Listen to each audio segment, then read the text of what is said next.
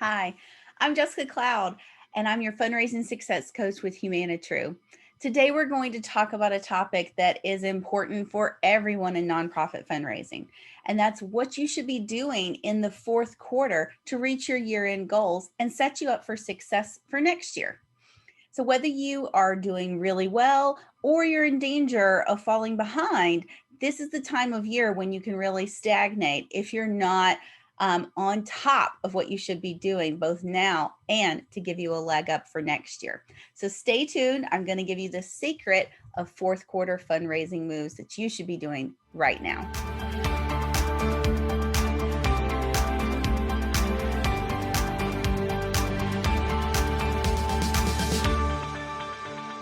Okay, I know it can be really scary when you're here in the fourth quarter and it looks like you're going to really struggle to reach your goal.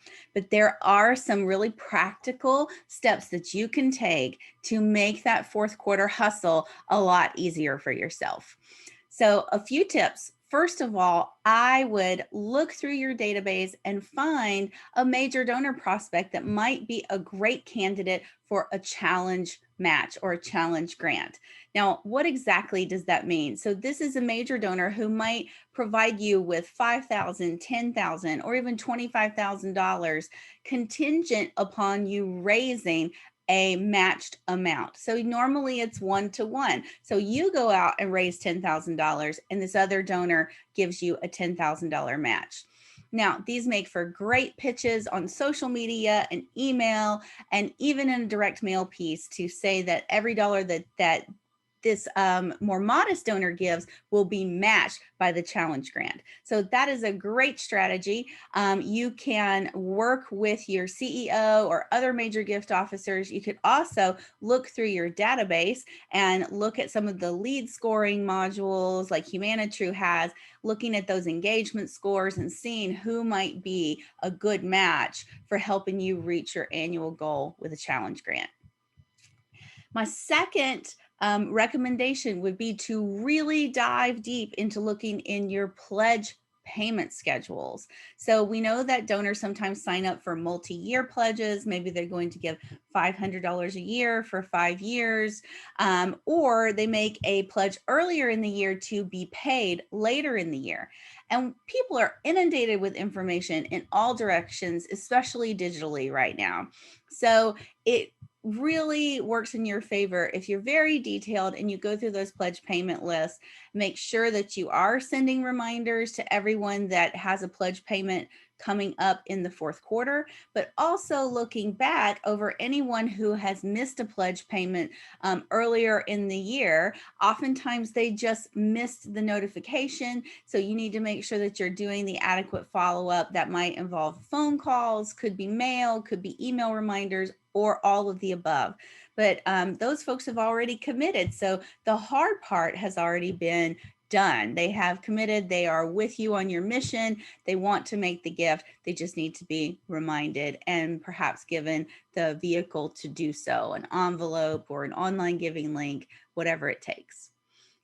The next thing that I would recommend is that you just dial that telephone. Make sure that you're on the phone with your prospects because you want to make sure that you're touching folks, especially in this fourth quarter, if for no other reason than to prepare them for the next year's campaign.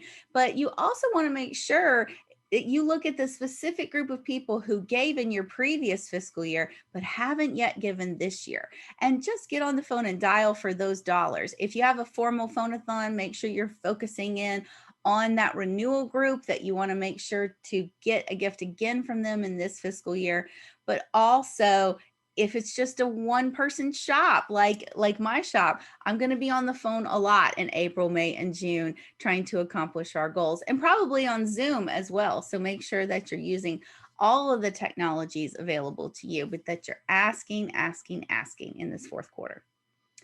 The other thing I would recommend is if you have a regular process of doing reminder letters or reminder phone calls, you might be on a schedule that's monthly. So you might have a 30, 60, 90-day follow-up on any missed pledge payments. You may want to consider shifting that schedule to a 15 30, 45, so that you tighten that window of reminders, and it's more likely that they'll fulfill that gift by the end of the year.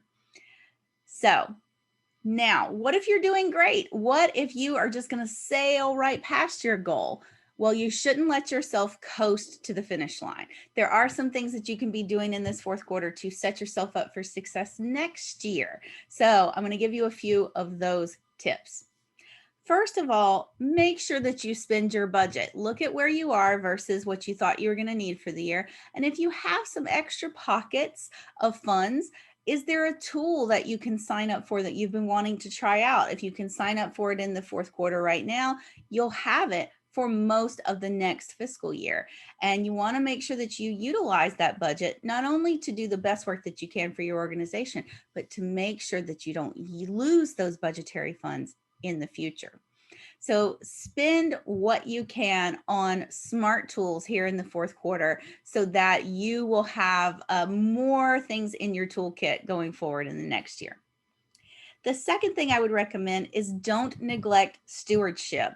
So you want to make sure that you're using that fourth quarter for thank you calls, thank you notes, thank you emails. Make sure that you are expressing gratitude on behalf of your organization, because if you're doing well, you have folks to thank for that. All of those donors are contributing to your success here in the final quarter, and you want to make sure that you're expressing gratitude on behalf of the organization.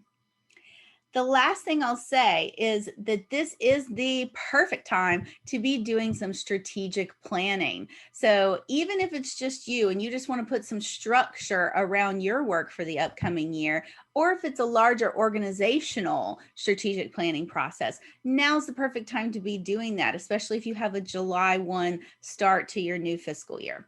So there's things that you could be doing. Could you be doing some modeling, some projection setting? You could be lobbying for resources to get more in your budget for next year so you can do more things in your program. You could also be launching a little benchmarking study to see how you stack up in your fundraising versus similar organizations. So make sure you check out my recent blog post on this topic, because I talk all about sort of DIY strategies for strategic planning and what can you do without hiring a really expensive consultant, that you can put together your own strategic plan to guide your fundraising work for the next year. So I hope you found these tips helpful. Just remember that no matter if you're doing well or if you're kind of struggling here in the fourth quarter, it doesn't matter how you start. It matters how you finish the fiscal year. So you can finish strong. It just takes some smart planning and forethought.